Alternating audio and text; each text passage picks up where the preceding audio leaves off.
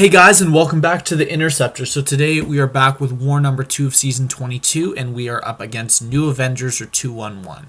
I was actually in a rush to join Alliance War, so I'm not going to show all of my scouting, or I'm not going to show every single fight. But today we have a little revenge. So if you guys don't know, the combination of a rank 3 6-star Emma on the Rage Mini and a rank 3 Sig 200 Thing Boss those are two fights that I timed out to in the same war last season. I had two timeouts in the same war. Emma was at 1%, Thing was at 2%. So this war, I'm going to try to solo both of them. And also, something about Section 1, I made all of the planning today, and for some reason, I just completely overlooked one thing. And you guys are going to see not this fight, but the next fight against Champion is probably going to be the dumbest fight you have ever seen, because I don't know what was occurring in my brain that made me think that Void was a good counter to that node with Champion on it. Probably one of the worst counters to that Champion in the game, and I am not exaggerating. You guys are going to see. But we're going Path 1, Section 1, over to Path 6, Section 2 with the team of Quake, Killmonger, and Void, of course. And on this first node, we have Mordo, and if you don't know, if you charge heavy at the start of the fight, like if you start the fight charging heavy, you actually completely cancel out Arc Overload. So this guy is never going to get it back, so it's just completely removed from the fight. And the only thing is that when he's regenerating, he's going to be unblockable. So the only way that Mordo can get a regeneration buff is by throwing a special 3. And if we're constantly stopping his power gain by holding heavy with Quake or having him under concussion from the stun, then he is just never going to gain power. And there is one time in this fight, I believe it's right here, where it just did not line up perfectly for me to remove the power gain, but it turns out that Quake was actually able to kill before he got to the special 1, so that was really good. And go into the next fight, in which I think I play it decently well. I definitely could have played it a lot better. But yeah, I just needed to realize that Void sucks for this fight because of Indomitable. So my damage is going to be massively reduced in this fight. And I do hit my reparries pretty well, and I have Resonate on, which is smart when you're using Void, because my other fights are using Quake, who obviously doesn't hit the opponent, so Resonate's not going to heal them. But my goal in this fight was just to get up to a Fear of the Void and just hit him a ton. And you see the start of the fight goes well. He is regenerating back, but we're just trying to get the Void debuffs on him. Mainly we want Petrifies, but it turns out we get no Petrifies, so he's just going to be healing a ton. Because of Indomitable, we're not going to be able to ever reverse it, but we are going to be able to stop it. And right there, I didn't know the level of Limber, and I should not have made that mistake, but what I did is when you're fighting the champion, or any champion, really, that is unstoppable, and you parry, you can get 2 hits in before the before the stun ends, and you can safely dash back. But right there, I don't know why I did what I did, and right there, I meant to do a medium attack and dash back. I was simply too slow.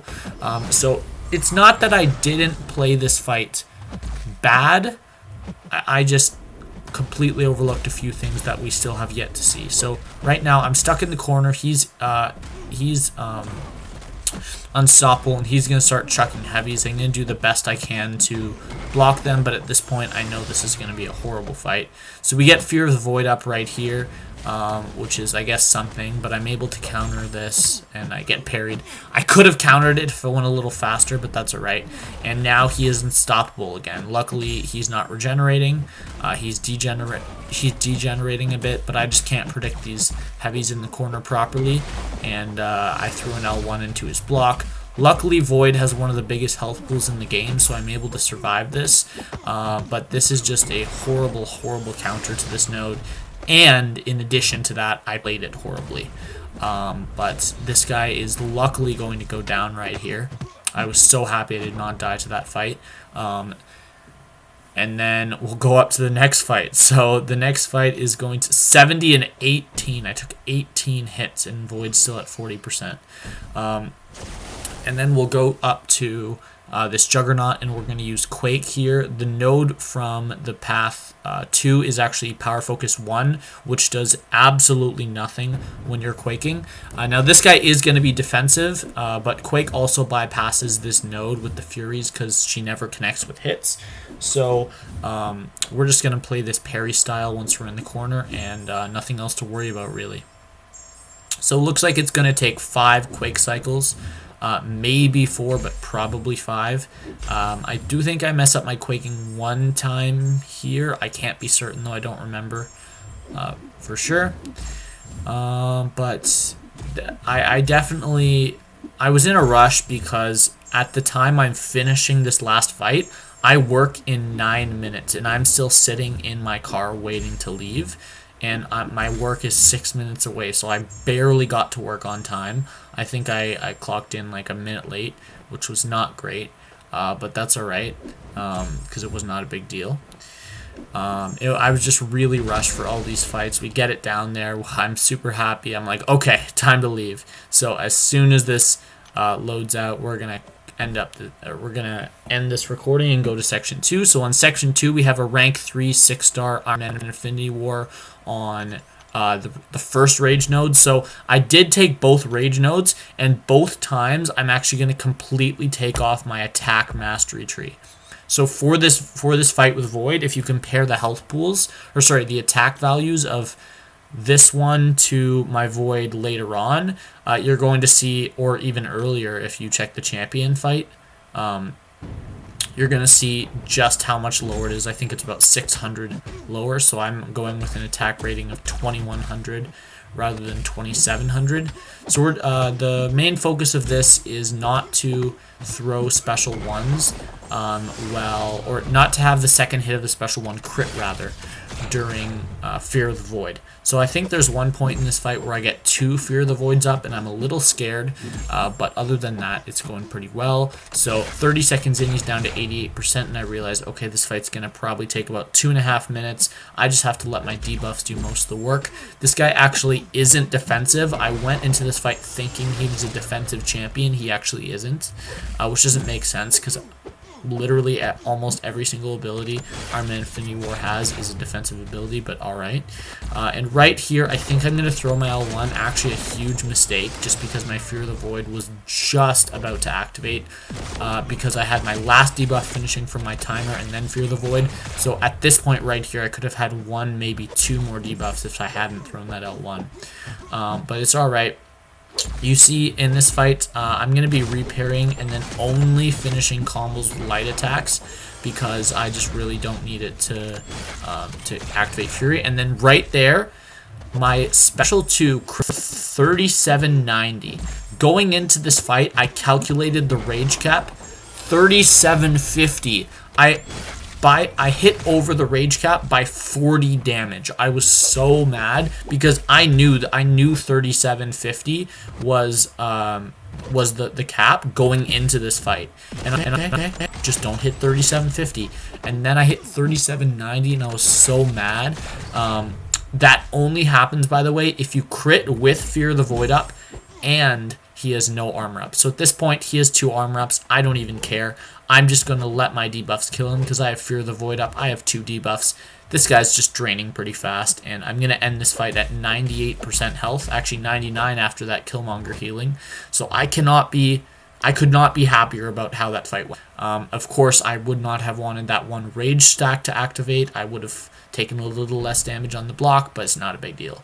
And now going up, right here, I do add a few masteries in, but I don't spend any units. So I'm going to just buy these. I do spend units. I spend, what's that, 3 units, and then I stop. I stopped spending units, and I'm like, do I really need these masteries to Quake? So I throw on Courage, which is smart, because if you mess up, you just do a lot more damage.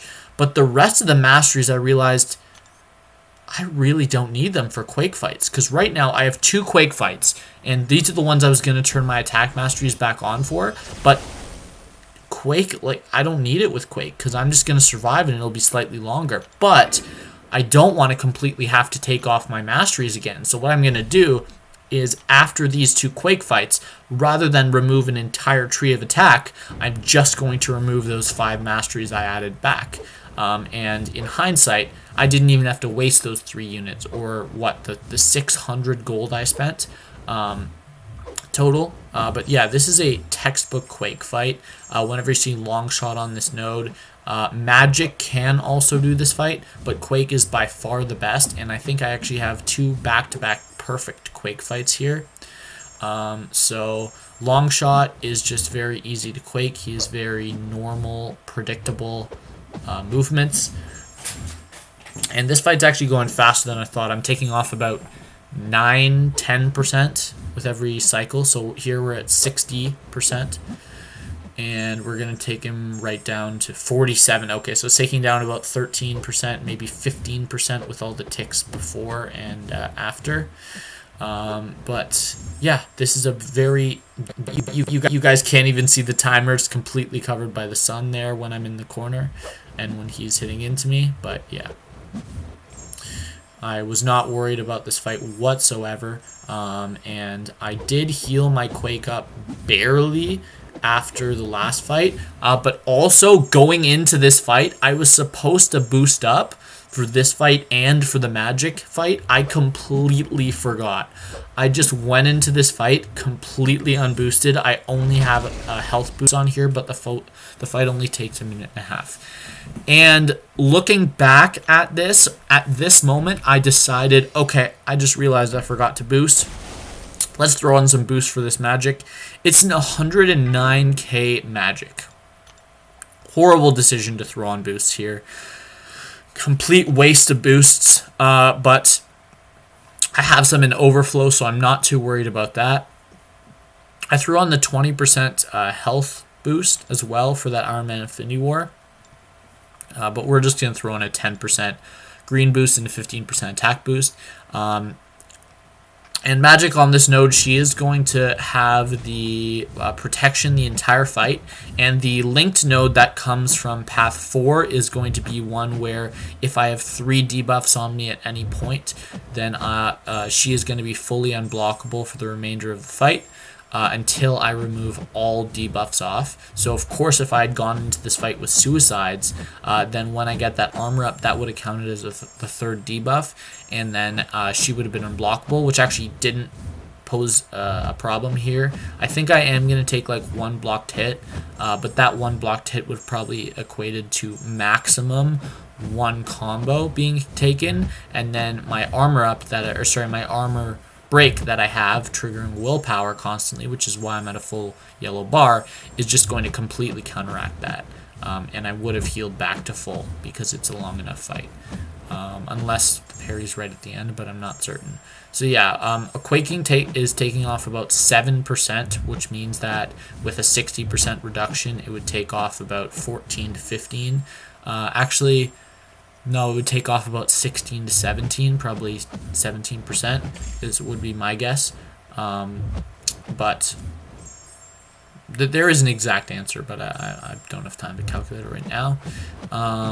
And yeah, this is a little bit of a longer fight, so this fight's going to take me about 2 minutes and 45 seconds. After I saw her cross the 50% threshold and the cycle lined up perfectly, I think she was left at 49, I realized exactly how long this fight was going to be, and I'm like, okay, I'm completely cool with that. I really don't mind. This is a very bad placement for a Magic, and for an Alliance that's this good, I just didn't really expect it. They're not one of the top 5. I think they're somewhere around like 15th best, maybe 10th best in the world. But they're definitely an alliance that we had to have a good war for. And we did have a great war against them. Their defense was mediocre. I think it was definitely worse than ours. I think they had like 12 or 15 rank 5s in my BG. And I only end up taking 1, 2, 3, 4 of them. So, yeah, so we finished that fight off with a heavy right there, a very clean Quake fight, and now we'll go into the next fight. So this is going to be Emma Frost, rank 3 6-star, the fight I timed out to last time on Rage. And I have a new strategy, and my new strategy is don't be a bitch and stop throw your special ones. That's my strategy, because the reason I timed out in the last fight is because I thought that if I stacked up 2 Fear the Voids, all my hits would trigger Rage, and then I wouldn't physically be able to win the fight because she's a defensive champion, and I wouldn't be able to parry or block or anything like that. But it turns out I was just being a moron. My hits were completely fine. You can definitely throw the L1 unless she's in telepath form and you have Fear of the Void and the second hit crits. That's the only way I can trigger Rage in this fight. A medium with even 2 Fear of the Voids probably won't do it, but it might. But like I said before, after that magic fight, I took off those few masteries that I added back after the Iron Man Infinity War fight. And this fight's going great so far. So 40 seconds in, she's down to 85%, and we're about to get our first Fear of the Void. So I'm going to time this special one perfectly with my timer. And the strategy of evading Emma's SP1 when it's not unblockable that I do is I parry the first hit every time, or I dex it. It doesn't really matter. But if you parry it and you dex the second hit, then you gain one of your safeguard charges, and then you lose it right away. So you actually, it's like a net 0. So that's exactly what you want. And right there, we do trigger Rage with the special 1, unfortunately. And we're about to get our second Fear of the Void, but I'm just going to throw my L1 while she's in diamond form, just because I do not want any chance of triggering Rage. And we're still going here. The 5,400 damage still does not trigger Rage, so that's really cool. We're going to keep throwing L1s. And I don't think I actually trigger Rage another time this fight. So it's pretty crazy to me that a fight that I timed out to last season only took me 1 minute and 55 seconds. It's just crazy. And the only difference between this fight and that fight was this time I have Resonate, and this time I decided to throw special ones. So now we're going up against the Thing boss, and let me tell you something. At this point in the war, we had 0 deaths. Like 0 in my BG. And Thing boss was open. And after the Thing boss, we only had 7 more fights because the entire right section had to clear 2 fights on each path, and then the powerful from afar kinetic transference mini boss, which was Doom. But 4 of the 7 fights were defensive, so I said, okay, you guys hold on, don't move. Let me take the boss first. And then your fights will be a little easier. So actually, we're going in with Void with a special 1 boost, and I did add back all of my masteries for attack, including Resonate, as you guys can see. And the strategy for this fight kind of goes down the garbage because I make a massive mistake very soon.